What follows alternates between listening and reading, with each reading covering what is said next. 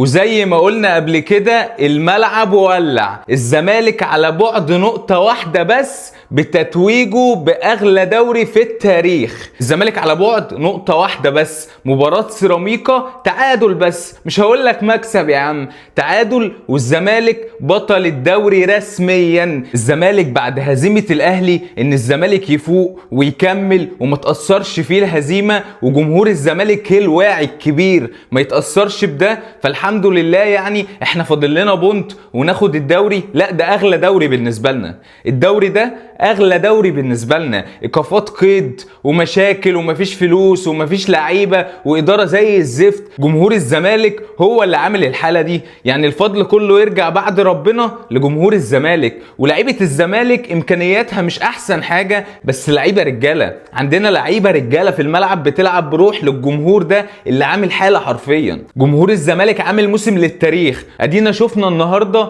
سيراميكا تعادل مع بيراميدز. والله بيراميدز ده فريق عبيط قوي، والله العظيم فريق عبيط قوي، مش بتاع بطولات.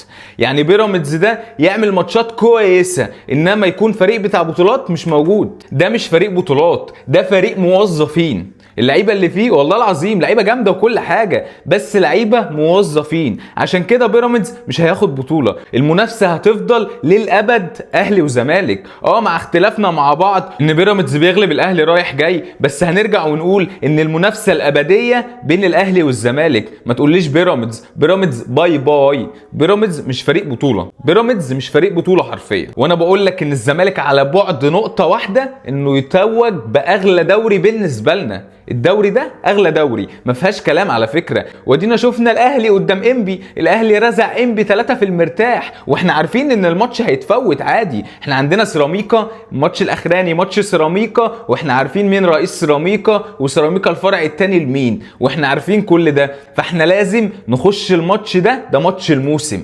الماتش ده ماتش الموسم، تلعب على المكسب. كسبت كان بها والحمد لله، اتعادلت برضو خدت الدوري. انما تخسر دي ما ينفعش، ما ينفعش تخسر. انت كمان خسران منهم في الكاس على فكرة، مطلعينك من الكاس، فانت عندك رد اعتبار دلوقتي. انت الزمالك عندك رد اعتبار دلوقتي. فاللي انا شايفه ان هزيمة الاهلي دي اتمحت خلاص. الثلاثه اللي انت خدتهم من الاهلي دول خلاص انساهم. تاخد الدوري، انت محيت كل ده. ما خدتش الدوري، كل ده هيطلع على عينينا اقسم بالله.